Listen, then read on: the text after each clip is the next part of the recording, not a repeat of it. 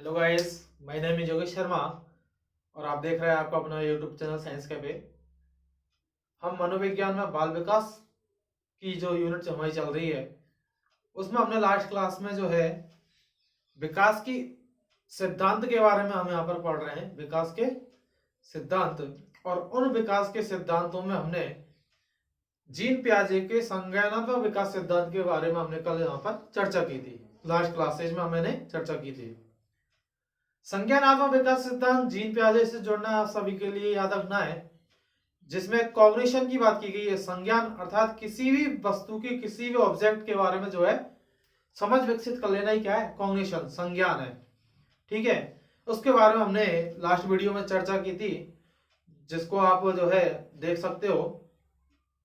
आज हम बात करेंगे जीन पियाजे के इस विकास से जुड़े हुए विकास का जो सिद्धांत है। इसी विकास के सिद्धांत में जीन पियाजे ने जो है 4 अवस्थाएं दी हैं। उन अवस्थाओं के बारे में यहाँ पर आज हम जिक्र करेंगे। तो चलिए स्टार्ट करते हैं आज की क्लास, जिसमें हम जीन पियाजे के विकास की अवस्था के बारे में बात करेंगे। मैं यहाँ पर लिख देता हूं, संज्ञानात्मक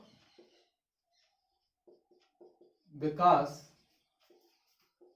सिद्धांत हम पढ़ रहे हैं, जो कि किसका है, जीन पियाजे। क्या जीन पियाजे ने ये जो सिद्धांत है दिया था।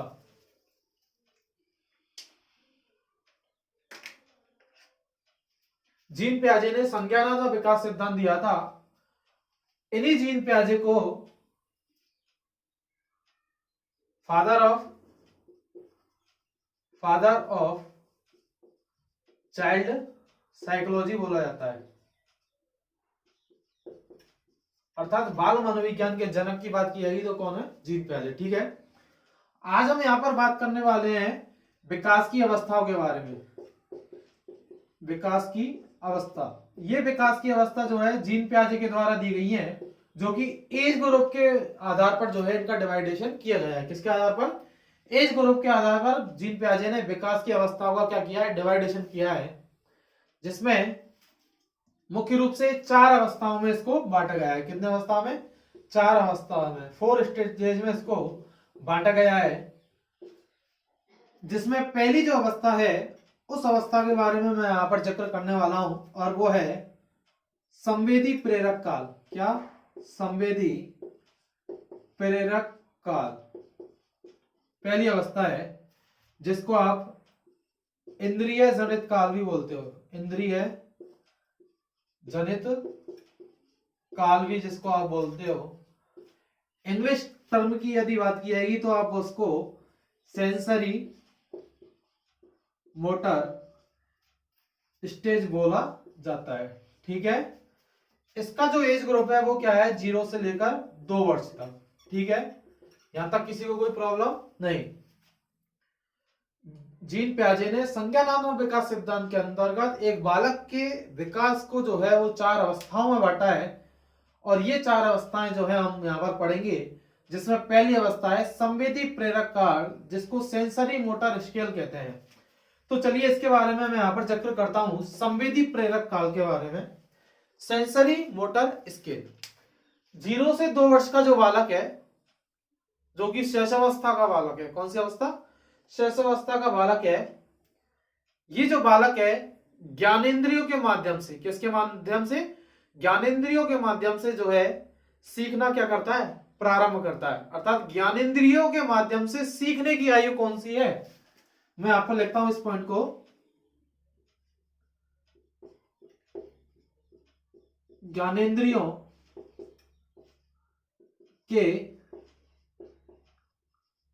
माध्यम से, ज्ञानेंद्रियों के माध्यम से सीखने की आयु कौन सी है। यदि एग्जाम में क्वेश्चन पुटअप किया जाए कि ज्ञानेंद्रियों के माध्यम से सीखने की आयु कौन सी है, तो वो है संवेदी प्रेरक काल, सेंसरी मोटर स्टेज।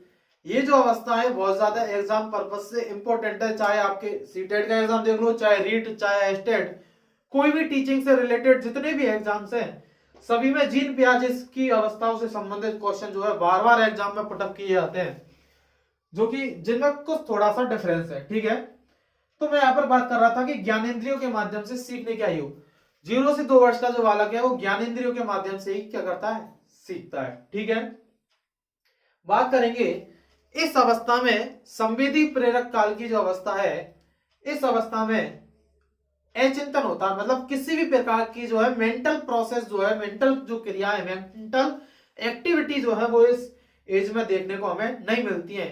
इसलिए इसको क्या कहते हैं, अचिंतन की आयु भी कहते हैं। क्या, अचिंतन, अचिंतन की अवस्था, अर्थात सेंसरी मोटर स्टेज जो है इसमें किसी भी प्रकार का जो चिंतन है वो एक बालक के अंतर्गत नहीं पाया जाता है। शैशवावस्था के बालक में किसी भी प्रकार का चिंतन नहीं पाया जाता है।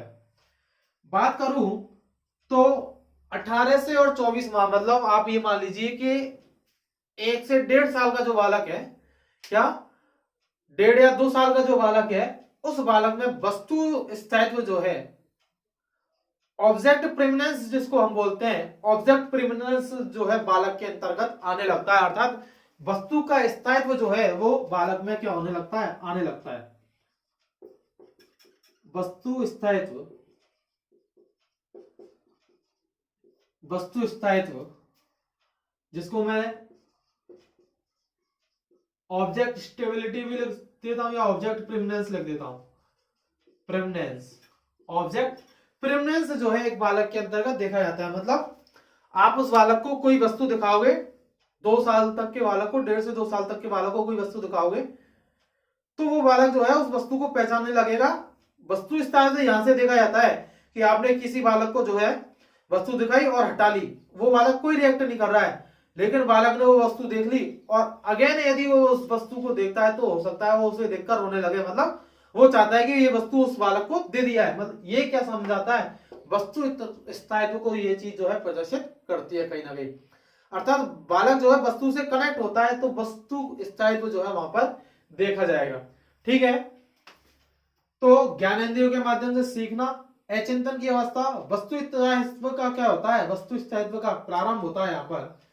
और मैं एक पॉइंट की और बात करना चाहूंगा यहाँ पर, किसमें, संवेदी प्रेरक काल में ही, इसमें जो है एक बालक में मैं बात करूं अनैच्छिक जो क्रियाएं हैं, क्या अनैच्छिक जो क्रियाएं हैं, वो अनैच्छिक क्रियाएं मतलब एक तरीके से रिफ्लेक्ट एक्शन की कह दूं मैं, अनैच्छिक जो क्रियाएं हैं वो अनैच्छिक क्रियाएं धीरे धीरे क्या होने लगती हैं, अनैच्छिक क्रियाएं धीरे धीरे क्या होने लगती हैं, कम होने लगती हैं। जैसे कि अनैच्छिक क्रिया से मतलब हमने पढ़ा था ना, पाम ग्राफ्स, किसी वस्तु को बालक के द्वारा कसकर पकड़ लेना, उसको छूने से, रूटिंग, ठीक है, पढ़ा था ना हमने। तो ये जो सारी चीजें क्या है, अनैच्छिक क्रिया है। शैशवावस्था का बालक है, आप उसके गाल पर हाथ लगाओगे अचानक डर जाएगा, है ना। अपने कोई हाथ लगा दे तो पिटेगा क्या, ऐसा बोला जाता है। ठीक है, कोई मतलब कोई रेस्पॉन्स नहीं होता है इस चीज का, लेकिन बालक यदि आप गाल को अचानक टच करोगे तो वो बालक जो है डर सकता है। ठीक है, तो ये जो अनैच्छिक क्रिया है वो धीरे धीरे कम होने लगती हैं। कुछ अनैच्छिक क्रियाएं कभी कम नहीं होती, हार्टबीट जो है वो लगातार रूप से चलेगी, जिस दिन हार्टबीट खत्म है उस दिन हम भी खत्म है। ठीक है, अनैच्छिक क्रियाएं, छींक आना वगैरह ये जो है चलता है, ये अनैच्छिक क्रिया चलती है। लेकिन कुछ अनैच्छिक क्रियाएं, रूटिंग हुआ, पाम ग्राफ्स हुआ, ये जो अनैच्छिक क्रियाएं ये धीरे धीरे क्या होने लगती हैं, कम होने लगती है। बात आई यहां तक समझ में। तो संवेदी प्रेरक काल से संबंधित जो है आपको ये पॉइंट आपको याद रखने हैं, जिसको सेंसरी मोटर स्टेज भी बोला जाता है, जिसमें ज्ञानेंद्रियों के माध्यम से सीखा जाता है। अचिंतन की स्टेज कहते हैं इसको, वस्तु स्थायित्व जो है बालक में आने लगता है, और अनैच्छिक क्रियाएं जो है वो धीरे धीरे क्या होने लगती हैं, कम होने लगती है। आप इन पॉइंटों को नोट कर सकते हो।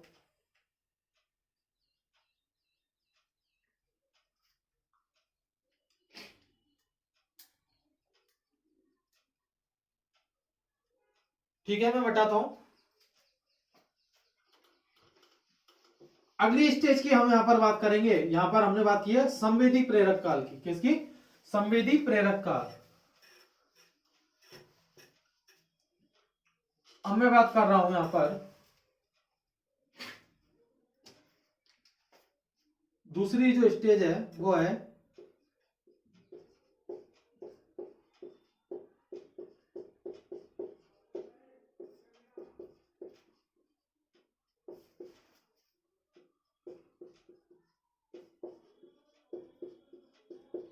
पूर्व संक्रिय काल या प्राक संक्रिय काल जिसको बोलते हैं, इंग्लिश टर्म की मैं बात करूंगा तो प्री ऑपरेशनल स्टेज। ठीक है, पूर्व संक्रिय काल ये जो है 2 वर्ष से लेकर 7 वर्ष तक, क्या 2 वर्ष से लेकर और 7 वर्ष तक जो है ये अवस्था मानी गई है, ये काल जो है माना गया है प्री ऑपरेशनल स्टेज जिसको बोला जाता है।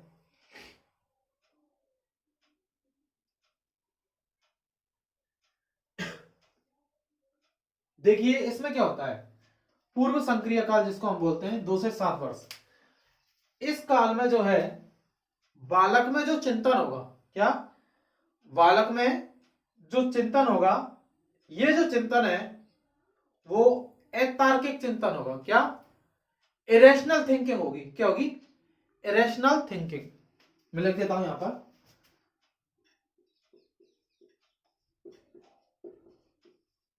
Irrational thinking.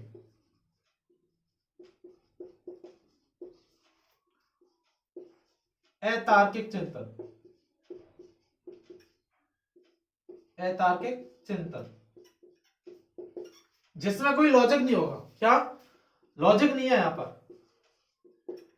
क्या लॉजिक नहीं है। मतलब उदाहरण से समझो इसको कि एक बालक है, उसको मून दिखाई दे रहा है, कैसा है? गोल है। उसके हाथ में जो बॉल है वो भी गोल है, तो वो बालक बोलेगा कि मेरे बॉल भी मून है या मून एक बॉल है। ठीक है, जिसकी मतलब बालक की जो बोलने का जो तरीका है, बालक जैसे चीजों को रिलेट करता है आपस में एक दूसरे से, उसका कोई लॉजिक नहीं है, अर्थात बिना लॉजिक की बात करेगा। जैसे बोलेगा ट्रेन में बैठा है, ट्रेन चली तो पेड़ चला, हाँ ट्रेन चली तो पेड़ चला, पेड़, जबकि पेड़ क्या है? स्टेबल है, और ट्रेन क्या है? मोशन में है। लेकिन वो बालक जो है एक दूसरे की चीजों को मतलब आपस में बिना किसी लॉजिक के जो है वो कनेक्ट करने की कोशिश करता है, जिसको हम बोलते हैं इरेशनल थिंकिंग, अतार्किक चिंतन। क्या अतार्किक चिंतन होता है किसमें? पूर्व संक्रिय काल का जो बालक है जिसका एज जो है वो 2 से 7 वर्ष है। अतार्किक चिंतन आपको समझ में आ गया। मैं बात करूं यहां पर, ये पहला पॉइंट था। दूसरे पॉइंट की मैं बात करूं यहां पर, तो वस्तु स्थायित्व जो है, वस्तु स्थायित्व का पूर्ण प्रारंभ हो जाता है यहां से।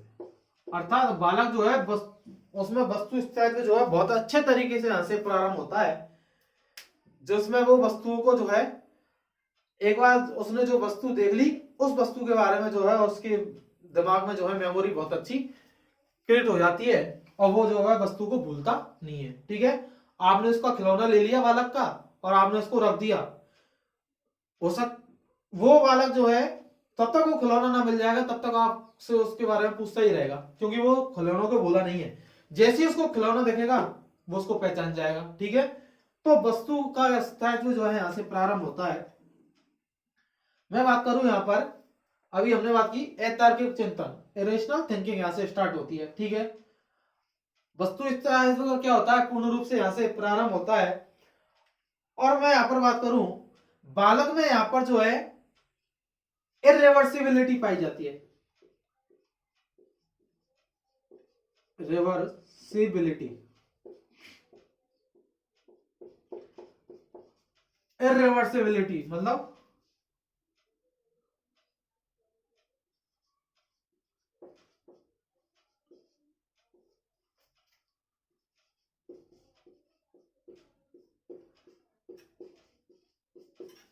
पलटावी चिंतन नहीं पाया जाता है, मतलब बालक चीजों को रिवर्स करके नहीं देख पाएगा। जैसे एग्जांपल से समझो यहां पर कि एक बालक है, आपने उस बालक, वो बालक किसी भी चीज के एक पॉइंट को देखता है, दूसरे पॉइंट को नहीं देखता है। मैंने लास्ट वीडियो में भी आपको एक एग्जांपल दिया था, 2 पॉट हैं, एक का साइज चौड़ा है इसकी, एक की लेंथ लंबी है। बालक जो है लेंथ लंबी वाले को लेगा, उसको उस पॉट के अंदर जो वॉल्यूम है किसी भी पदार्थ का उससे कोई मतलब नहीं है, उसको उसके सिर्फ साइज देख रही है। अर्थात बालक साइज को मैटर ज्यादा करेगा, साइज को जो है ज्यादा नोटिस करेगा। तो बालक जो है किसी भी चीज के एक पक्ष को जो है वो देखता है। मैं बात करूं, बालक को यदि हम समझाना चाहें कि पानी से बर्फ और बर्फ से पानी बनती है, तो बालक जो है इस चीज को नहीं समझ पाएगा। बालक से मैं कहूं कि दूध से जो है मक्खन बनता है, ठीक है, मक्खन से फिर छाछ निकलती है, बालक कॉम्प्लेक्स जो चीजें हैं, कॉम्प्लिकेटेड जो चीजें, उन चीजों को बालक नहीं समझ पाएगा।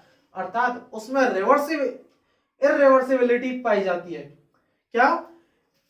इररिवर्सिबिलिटी पाई जाती है, अर्थात पलटावी चिंतन जो है वो नहीं पाया जाता है।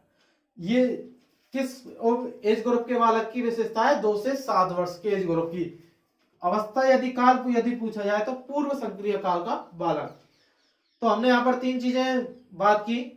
क्या? एक तार्किक चिंतन, वस्तु स्थायित्व नहीं होता है, इररिवर्सिबिलिटी पाई जाती है, अर्थात कहने का मतलब है एक ही ऑब्जेक्ट पर ध्यान देता है, ठीक है,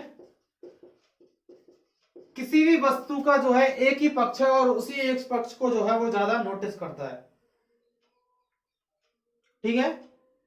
और एक इंपॉर्टेंट पॉइंट जो है इसका वो ये है कि जीववाद का प्रारंभ,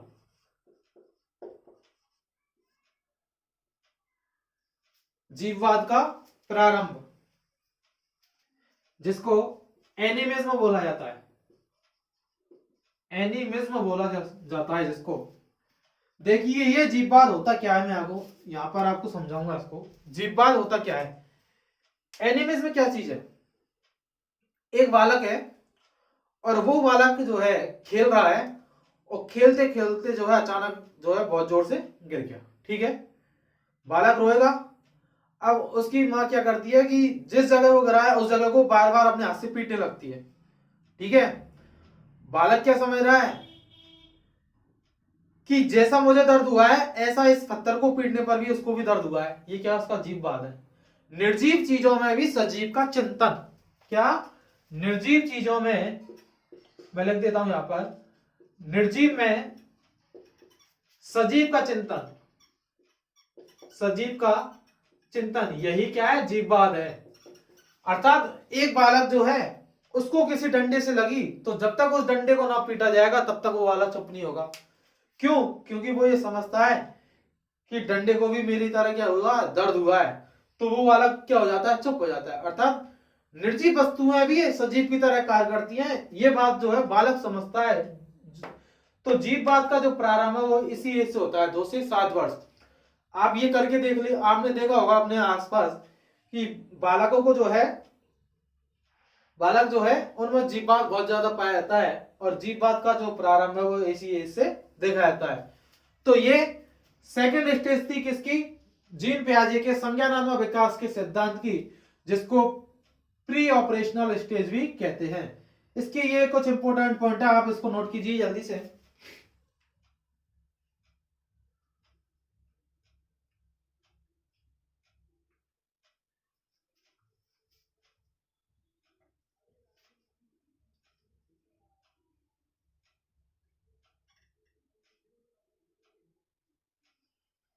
मिटा रहा हूं मैं इसको।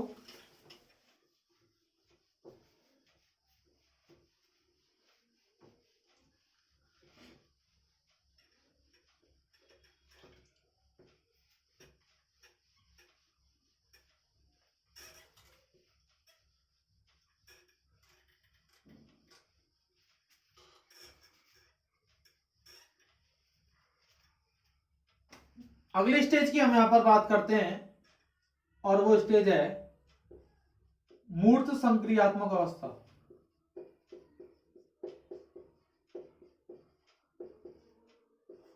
मूर्त संक्रियात्मक, मूर्त संक्रियात्मक अवस्था जिसको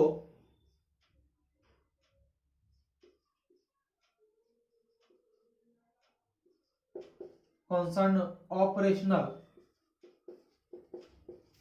स्टेज बोला जाता है, जिसकी जो एज है वो 7 से 11 वर्ष है। क्या है एज ग्रुप? 7 से 11 वर्ष तक, ठीक है। सॉरी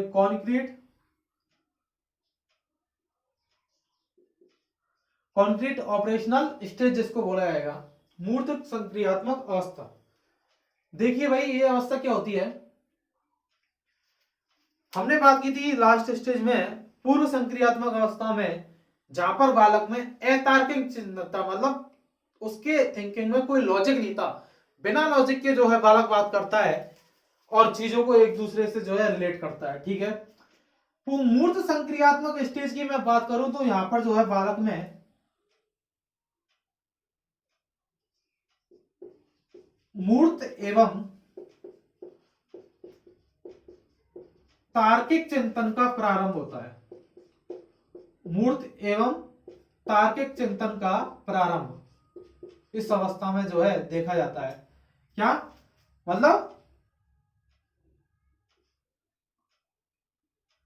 मतलब ये है कि कॉन्सर्न जो ऑब्जेक्ट है, कॉन्सर्न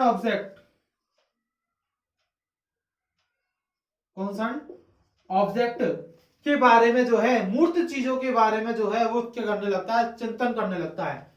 और ये जो है लॉजिक के साथ होते हैं। क्या लॉजिक जो है वो यहां से क्या होते हैं, प्रारंभ होते हैं। मैं देखो दोनों ही चीजों को आपको समझाऊंगा यहां पर, कॉन्सर्न ऑब्जेक्ट क्या होते हैं और लॉजिक क्या होता है, तार्किक चिंतन। मूर्त, जैसे कि बालक ने कोई वस्तु देखी, ठीक है, ये आपके सामने ये मार्कर है, इस मार्कर का जो है कलर आपको ब्लैक एंड व्हाइट दिख रहा है। ठीक है, ये एक मार्कर है, बालक ने मार्कर को देख लिया, वो इस बालक जो है मार्कर को जानता है।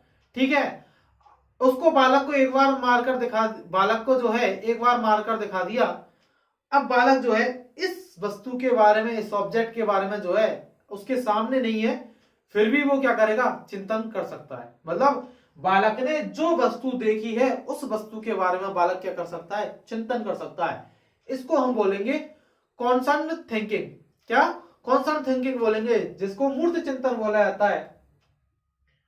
अब मैं यहां पर बात करूंगा कि लॉजिक जो है वो यहां पर क्या होते हैं, चालू होते हैं, स्टार्ट होते हैं। अर्थात बालक जो कोई भी बात करेगा वो बात जो है उसके तर्कों से जुड़ी हुई होगी, अर्थात तर्क पर आधारित बातें करेगा। बालक जो है हर चीज को क्या करता है, तर्क पर आधारित बातें करता है। जैसी बातें वो लास्ट स्टेज में करता था पूर्व संक्रिय काल में, वैसी बातें यहां नहीं कहेगा। वो चिंतन था अतार्किक, जिसमें कोई लॉजिक नहीं था, लेकिन यहां पर जो है वो लॉजिकल चीजें करने लगता है। कौन, एक बालक।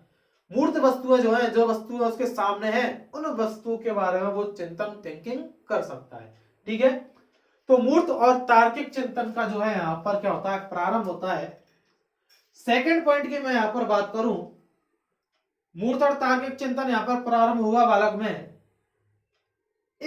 ये जो मूर्त संक्रिया काल जो है, इसको गैंगेज भी बोलते हैं, आप याद रखना। क्या, मैं लिख देता हूं यहां पर, गैंगेज, ग्रुप की आयु भी बोलते हैं, समूह की आयु भी जिसको बोला जाता है। ठीक है, मूर्त और तार्किक चिंतन जो है बालक में प्रारंभ होता है। यहीं पर मैं बात करूं तो बालक में जो है रिवर्सिबिलिटी पाई जाती है। क्या, रिवर्सिबिलिटी, अर्थात बालक में जो है, मैं बात करूं कि वो चीजों को जो है रिवर्स करके समझ सकता है, रिवर्स करके समझ सकता है। जैसे कि मैं बात करूं कि बालक को बताया आपने कि बर्फ जो है, उस बर्फ से पानी बनता है और पानी से बर्फ बनती है। बालक जो है इस लॉजिक को वो जो है बहुत अच्छे तरीके से बालक समझ जाएगा। बालक को बताया जाएगा कि दूध से जो है वो दही बनता है। ठीक है, और उसी जो दही है, उस दही से हम जो है मक्खन भी निकाल सकते हैं, दूध से भी हम घी निकाल सकते हैं। तो ये जो चीजें हैं बालक जो है आसानी से समझ जाएगा। अर्थात जिन चीजों में रिवर्सिबिलिटी है, एक वस्तु के दोनों पक्षों को जो है बालक आसानी से देख सकता है। क्या, यदि आप बोलोगे कि दूध जो है उसमें कौन कौन से जो पदार्थ हैं, तो वो जो है उनके बारे में आसानी से बता पाएगा कि इस दूध में पानी भी मिला हुआ है। ठीक है, तो एक चीज के दो पहलुओं के बारे में बालक जो है यहां से जानना प्रारंभ करेगा। अर्थात बालक में जो है रिवर्सिबिलिटी जो है यहां से पाई जाती है। रिवर्सिबिलिटी जो है इस एज से जो है बालक में क्या होती है, प्रारंभ होती है। ठीक है। रिवर्सिबिलिटी का यहां से प्रारंभ हुआ एक बालक में, मूर्त और तार्किक चिंतन जो है यहां से बालक में क्या होता है, धीरे धीरे प्रारंभ होता है।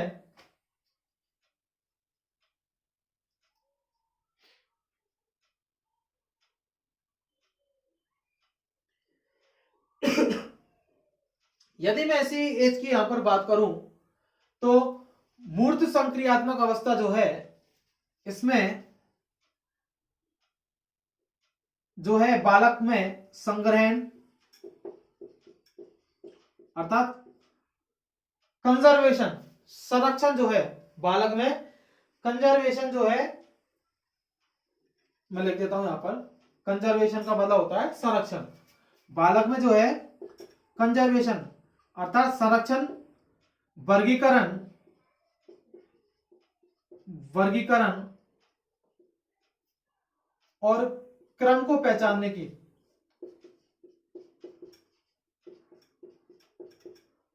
देखो बालक जो है चीजों का संरक्षण करने लगता है। आपने इस एज ग्रुप के बालक का जो है देखा होगा कि वो चीजों को, जो चीजों से पसंद आती है वो उनको कंजर्व करने लगता है।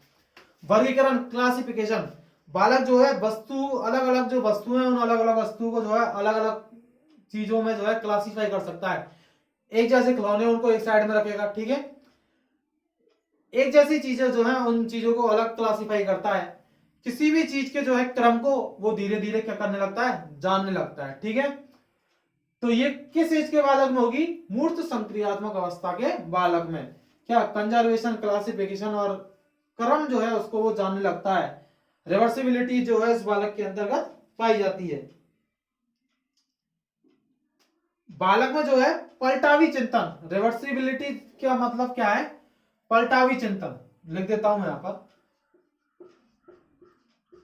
पलटावी चिंतन जो है वो एक बालक में जो है पाया जाता है ना। मूर्त और तार्किक चिंतन यहां से क्या होता है, प्रारंभ होता है। तो ये इस अवस्था से जुड़े हुए कुछ पॉइंट हैं जिनको आपको याद रखना है। इसको आप ऐसे याद रख सकते हो, कंजर्वेशन, इसको क्लासिफिकेशन और इसको सीरीज, ठीक है। तो शॉर्ट में हो जाएगा सीसीएस, ठीक है। ये जो है मूर्त संक्रियात्मक अवस्था का जो बालक है उसमें ये पाया जाता है, कंजर्वेशन, क्लासिफिकेशन और सीरीज।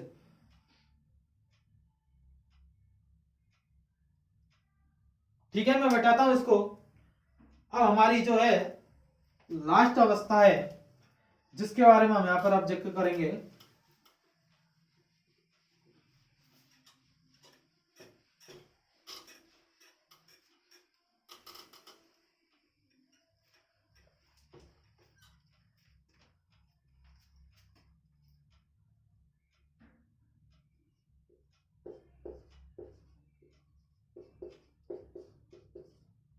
औपचारिक संक्रिया काल,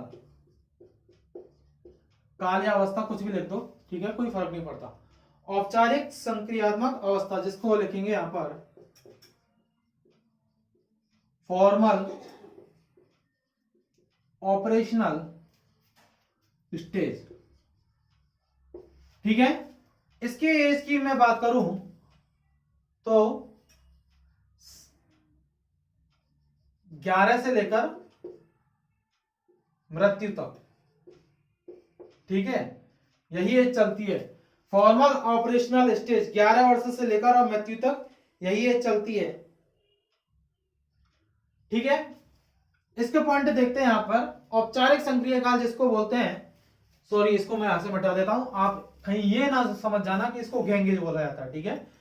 जो इससे पहले वाली थी जिसको हमने लिखा था यहां पर मूर्त संक्रिया काल जो है, उस मूर्त संक्रिया काल को ही क्या बोलते हैं, गैंगेज, जो कि 7 से 11 वर्ष तक की होती है, ठीक है। औपचारिक संक्रिया अवस्था की, औपचारिक संक्रिया काल की मैं यहां पर बात करूं तो औपचारिक संक्रिया काल जो है इसमें एक बालक में जो है अमूर्त एवं तार्किक चिंतन जो है बालक में पाया जाता है, तार्किक चिंतन, पाया जाता है। अमूर्त चिंतन का मतलब जो वस्तु उसने नहीं देखी है उस वस्तु के बारे में भी वो क्या कर सकता है, इमेज कर सकता है। मतलब कल्पनाशीलता जो है, इमेजिनेशन जो है उस बालक के अंतर्गत बहुत ज्यादा पाई जाती है। ये जो अमूर्त जो क्रिया है ये हमारे मेंटल जो प्रोसेस है, मेंटल एक्टिविटी से जो है कहीं ना कहीं कनेक्ट होती है। औपचारिक संक्रिया की अवस्था या काल का जो बालक है, ये बालक जो है समस्या समाधान जो है करने लगता है। क्या? समस्या समाधान, समस्याओं का समाधान करने लगता है खुद ही अपने लेवल पर जो है, अपने लेवल पर जो है अब खुद से जुड़ी हुई जो समस्याएं हैं उस समस्या को धीरे धीरे क्या करने लगता है, सॉल्व करने लगता है बिना किसी की हेल्प लिए हुए। तो समस्या और समाधान करने की आयु अवस्था यदि पूछी जाए तो औपचारिक संक्रिय अवस्था है। और इसी अवस्था में बालक जो है किशोरों की तरह क्या करने लगता है, व्यवहार करने लगता है। किशोर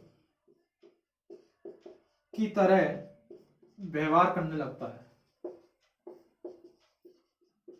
करने लगता है। ठीक है, तो याद रखना है बालक में अमूर्त जो चीजें हैं उन अमूर्त चीजों में भी क्या पाया जाएगा, चिंतन पाया जाएगा। अर्थात जो चीजें उसने कभी नहीं देखी है वो उन चीजों के बारे में इमेजिनेशन कर सकता है। क्या? इमेजिनेशन जो है उस बालक में बहुत ज्यादा पाया जाता है। वो चीजों को जो है अलग तरीके से जो है सोचता है। अर्थात इसका मतलब यह है कि उसमें मेंटल जो प्रोसेस है वो बहुत ज्यादा होने लगती है। ये बालक जो है साइंटिस्ट होता है एक तरीके से। तार्किक चिंतन पाया जाता है, समस्या समाधान करने लगता है और किशोरों की तरह जो है व्यवहार जो है प्रदर्शित करने लगता है। कौन सी एज का बालक? औपचारिक संक्रिय अवस्था का जो बालक है, जो जिसकी उम्र 11 वर्ष से और मृत्यु तक पाई गई है।